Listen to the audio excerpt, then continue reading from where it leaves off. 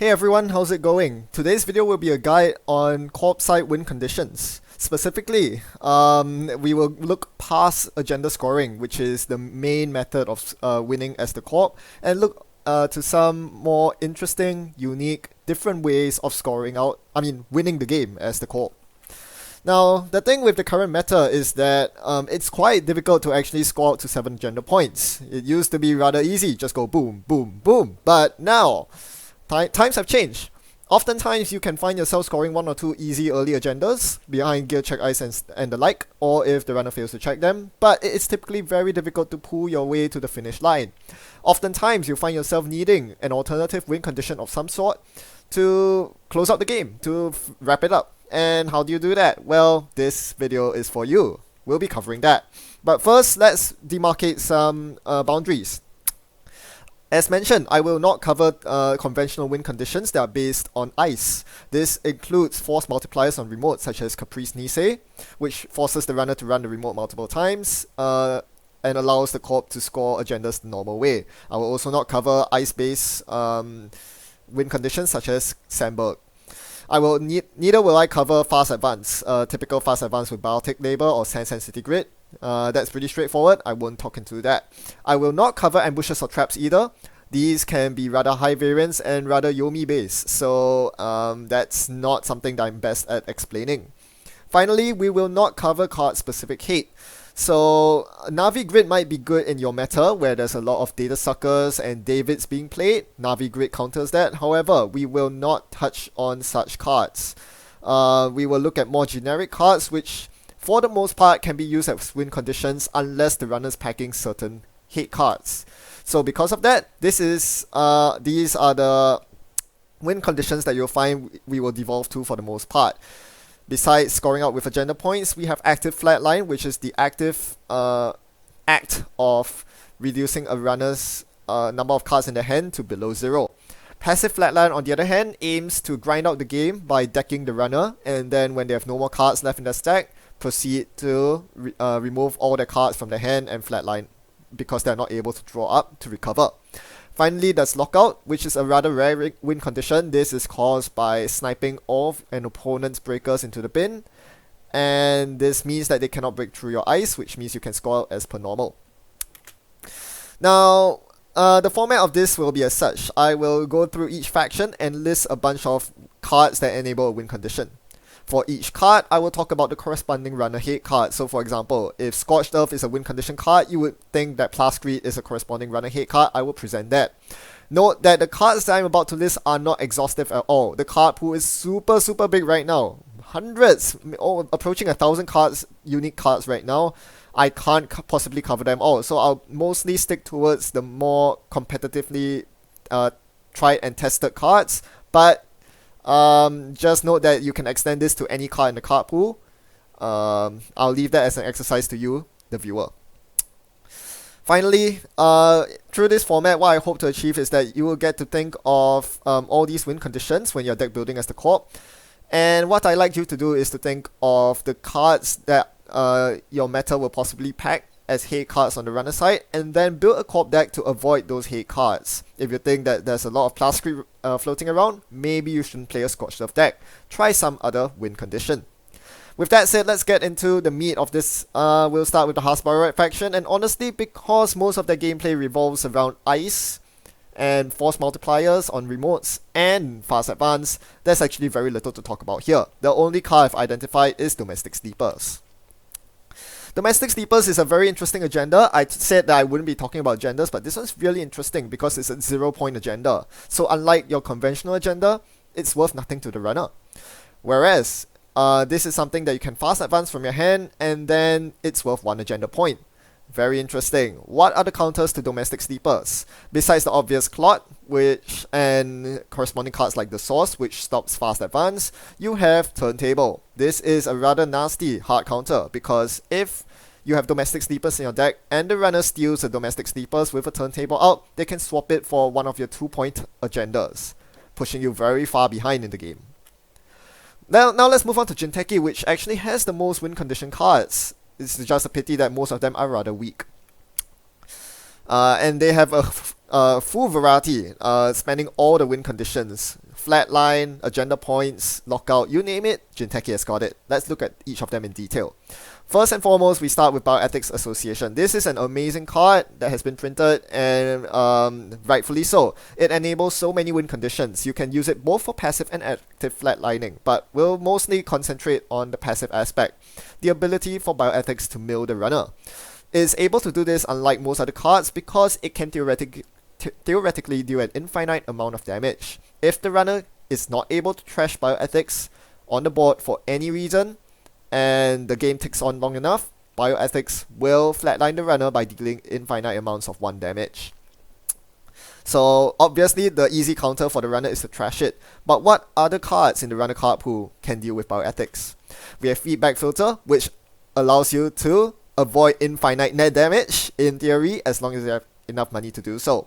Another interesting hard counter is Sunset Slums. Keeping in mind that Bioethics is usually played in tandem with Hostile Infrastructure in a deck that seeks to mill out the runner, Sunset Slums allows you to bypass the Hostile Infrastructure net damage while at the same time removing Bioethics from the game, essentially meaning that the Corp can no longer rely on that source of infinite damage. As such, Sunset Slums is a very hard counter to the mill plan.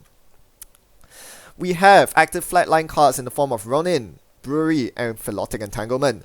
These are characteristic in the sense that they deal more than 1 net damage at a time, unlike Neuro EMP, meaning that it's less susceptible to I've Had Worse, a very commonly played card on the Anarch side, for card draw and for flatline protection. These contribute to active flatline strategies, and as such are countered by the same card that passive mill is countered by, which is Feedback Filter. The ability to avoid net damage is just too strong, and then you have other net damage prevention cards that are more temporal, but still apply to active flatline, namely Net Shield, Deus Ex. Other important counter cards include cards that allow the runner to draw up with a paid ability window, or a card that increases a runner's max hand size. Obelus fits the latter, Sports Hopper and Aaron Marin fit the former. With so many hard counters out there, it's no surprise that thus net damage active flatline is a less successful means of killing the runner. There are so many ways to defend against this, and most runner decks, I mean, you just look at the counter cards I've listed, there's one in each faction. It's not that difficult to build a runner deck that has an answer against active flatline. Moving on to Mushin no Shin. Mushin is an interesting card because just like Bioethics, it enables 2 different win conditions.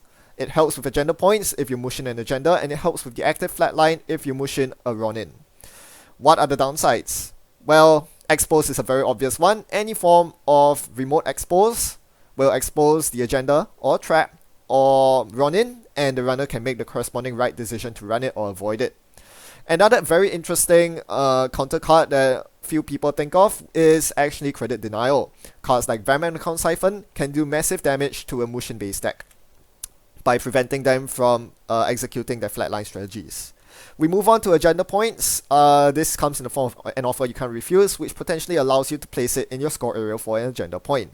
Very precious, given that 7 agenda points can be rather awkward to get to. Unfortunately for you, if you intend to play this card, the best, hardest counter to this card is the card itself. This card gives the runner an option to avoid the agenda point completely by making a run instead, accepting the offer. Therefore, one must have a very concrete plan to force the runner to make a very bad choice, and ultimately this basically means having to build your entire deck around an offer you can't refuse. This is not an easy card to base a win condition off of. Finally, we get to the Lockout strategy, and this can be done with Marcus Betti. Marcus Betti is a very high power level card, not because it enables Lockout, but because, just like Bioethics and Mushin no Shin, it is very versatile. It can enable various win conditions as well. It can act as a pseudo Caprice Nisei and help with the agenda scoring plan. It can also act as an active flatline measure by using it on the next gold that is charged up, or a Neuro Katana for maximum net damage. But today we'll focus on the Lockout ability of Marcus Betti, and this comes in the form of triggering Marcus Betti when the runner encounters a Destroyer, something that can trash programs. If the side game is successful, the Corp can then trash the runner's Sentry Breaker, and then force them to encounter the Destroyer with no breakers to break the Destroyer, which then destroys the entire rig. This is a very high impact card that can do a lot of damage, but correspondingly, there are good counters as well. On the runner side, we have cards that prevent Marcus Betty from activating at all, such as Councilman, which prevents the res, and Rumor Mill, which disables Betty entirely. We have Clone Chip. Even if Marcus Betty gets to fire, it's not very useful if the runner can recur their programs with Clone Chip. And finally, Tracker just defends against the subroutine firing off entirely. Now we move on to Whelan, the bad faction. Is it even a faction? We can only speculate. Correspondingly, their win condition cards are crap. Let's see them in action. Public Support gives you 1 agenda point, like an offer you can't refuse, and it's slightly better than it, but not really.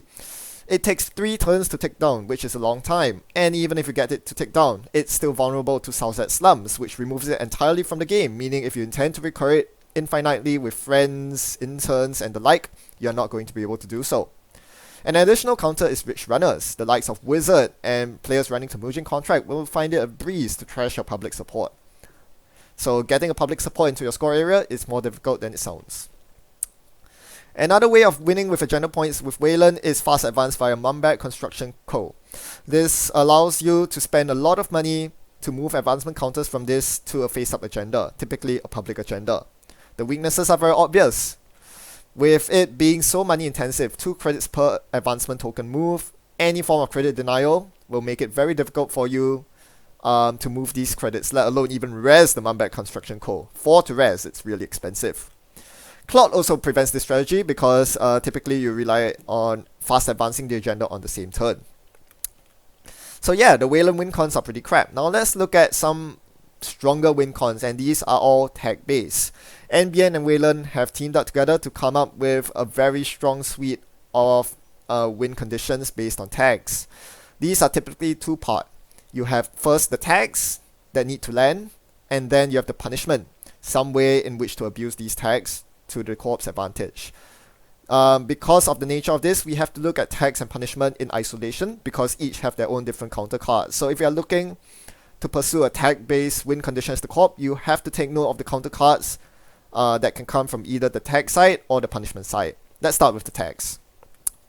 We have controlling the message, hard-hitting news, seesaws, and mid-seasons. All of these are traces that the Corp needs to win. So obviously, first and foremost, any rich runner will stay ahead of the Corp if they decide to go for a tag-based strategy. A rich runner will always win. You can't really outtrace a rich runner, and in the case of controlling the message, well, a rich runner can easily clear the tags and still have the tempo to win the game. What other additional counters are there besides gaining lots of money as the runner? For CTM, you can neuter the ability entirely with Employee Strike since it's an identity, and Southside Slums, which avoids the trace. Speaking of trace, you can also disrupt the trace by using High Link. Rabbit Hole does that for you, as does Citadel Sanctuary, which basically swaps out the trace for a trace 1 on the Citadel Sanctuary. You can take the tag from CTM and then clear at the end of the turn. This allows you to suffer a trace 1 instead of trace 4, which is essentially giving you extra link. So there are actually a lot of counters to CTM. What about the hard-hitting news and seesaws? These require the runner to make a run on the last turn, so that's a lot harder to counter.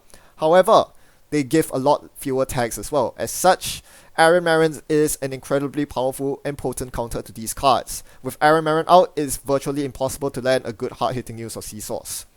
The natural way to get around Aaron Marin is obviously to use a stronger tag-based card such as mid-season replacements, which lands a lot of tags.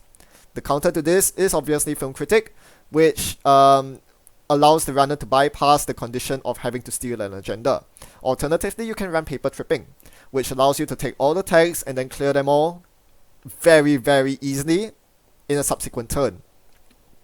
This basically cripples a mid-season space call. Alright, assuming you have landed the tags, how can you punish the runner? We'll start with Exchange of Information, which has been fairly ubiquitous in the past few months, and with good reason.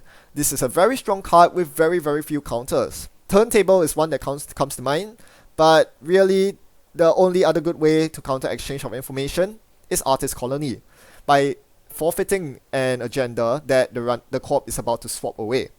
Unfortunately, this reduces the number of agenda points in your score area as the runner, which is desirable for the Corp. So either way, the Corp is winning out. As such, Exchange is a very powerful card that is often played as a win condition when tags are available. We look at another win condition, which is Psychographics, also in the yellow faction. Also has to do with agenda points, but this one allows you to fast advance an agenda from your hand as opposed to swapping them in score areas.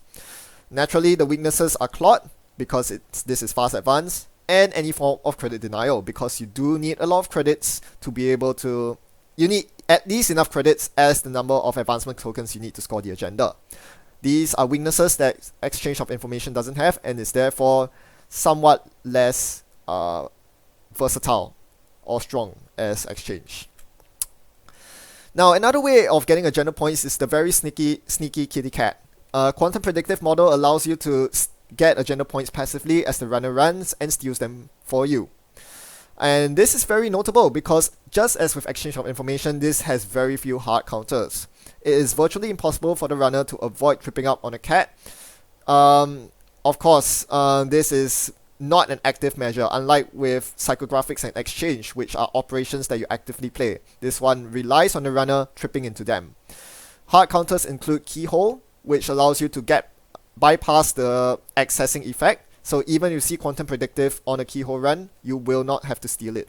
Another big counter is Film Critic. This allows you to host Quantum Predictive on the Film Critic instead, thereby bypassing having to concede this agenda to the Corp. Another important one to mention is, besides keyholing, you can also perform spying on the Corp. Instead of multi-accessing, using cards like Spy Camera and Find the Truth to reveal agendas off the top of R&D, as the runner allows you to attack R&D only when the time is ripe, thereby avoiding any chance of hitting a kitty cat when you don't want to. Thankfully, these are rather off-meta strategies that you won't see very often, and even for Film Critic, if your tag base, if your means of tagging is mid-seasons, you can simply trash Film Critic by paying to do so. Next, we move on to active Flatline. Now we borrow some cards from the Whelan faction. We have all these meat damage cards that require tags to play. These are very powerful in their own right, but they have their own sets of counters, which I'll separate into three tiers. The first tier are cards that can save you for maybe one turn, and then leave you vulnerable again. Aaron Marin and Sports Hopper can be used when the runner is tagged to draw up more cards so that the Corp cannot combo on that turn. However, because they have to discard down to their maximum hand size on the next turn, they'll be left vulnerable again, and they probably won't have the same card to defend them on the next turn. So this is a very temporary measure that only serves to buy extra time for the runner to close out the game before getting actively flatlined. These cards are very soft counters and won't really save the runner, it just buys them time. Tier 1 cards, however, will save the runner. iFat Worse and Plus Creep will draw out these flatline cards from the Corp, forcing the Corp to pay money and to use these cards from their hand in order to trigger them. Sure, the iFat Worse and Plus Creep will probably be used up, but then it forces the Corp to use these flatline cards, which means they have to find a way to get them back, either via Jackson or by consulting Visit, and this takes time. This buys more time for the runner to win the game before the Corp gets the flatline cards again. Then we move on to the tier 2 cards, which are cards that just hard counter the meat damage flatline strategy altogether. You have cards that prevent all meat damage in the form of Paparazzi, and cards that extend your hand size to ridiculous values such as Obelus. With these cards in play, the Corp has basically no hope of spamming meat damage cards to win. Their route has to be to trash these cards. They have to trash the Paparazzi or trash the Obelus before they can think of actively flatlining the runner. So these are the most effective Corp cards to use against active flatline strategies. Do note that Aaron Marin is not the weakest card to deal with active flatline, because in addition to drawing cards like Sports Hopper does during a pay ability window, it allows you to clear tags as well, so you can potentially be doing two things at once with Aaron Marin. Finally, tags allow you to play a lockout strategy as well. You can play something like Keegan Lane, or in this case, I'm going to use Best Defense to exemplify it. You are able to snipe an opponent's breakers render them useless in the bin, and then score out behind hard and the runs. What kinds of counters are there? Well, besides recursion, there's deja vu. Deja vu is the number one enemy of best defense because it basically allows you to recur any single card that the Corp trashes. If they trash a Plascrete or Belus, you just recur it with deja vu. It's that simple. Lockout strategies also suffer against conspiracy breakers. This applies to Marcus Petty as well. Conspiracy breakers hit the bin for a very short period of time, but when the runner re-encounters the relevant ice against the Corp, they can reinstall the breaker and render the efforts of best defense, Keegan Lane or Marcus Petty useless. So those are the main strategies that a Corp can use to win the game or close it out. You'll notice that there's a lot more I can talk about this, but we'll have to end the video here. It's getting a bit too long.